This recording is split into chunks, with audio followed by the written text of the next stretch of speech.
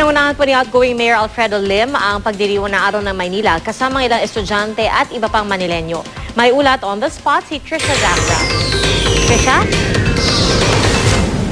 Pia, pagkakaisa at pakikipagtulungan ang mensahe ni outgoing Manila Mayor Alfredo Lim sa mga empleyado ng City Hall. Samantalang pagsisikap naman sa pag-aaral ang bilin niya sa mga estudyante ng Maynila na dumalo at nakiisa sa pagdiriwang ng 442nd founding anniversary ng lungsod ng Maynila ngayong araw.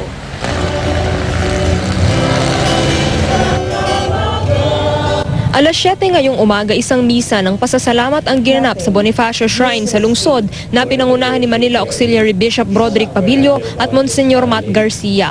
Dinaluhan ni outgoing Manila Mayor Alfredo Lim at mga empleyado ng pamahalaang lungsod ang misa.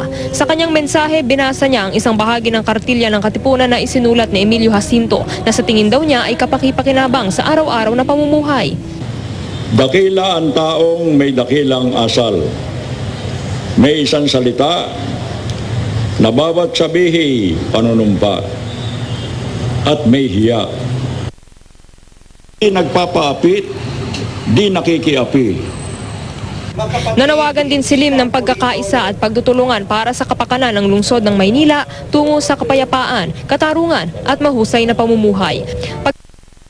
Ng bulaklak sa Bonifacio Shrine bilang parangal kay Gat Andres Bonifacio si Mayor Lim kasama ang Philippine Navy. Nagkaroon din ng wreath laying sa Legazpi Tomb sa San Agustin Church. Nagtapos ang programa sa wreath laying sa Raha Sulaiman na dinaluhan ng mga estudyante mula sa iba't ibang state university at colleges sa lungsod.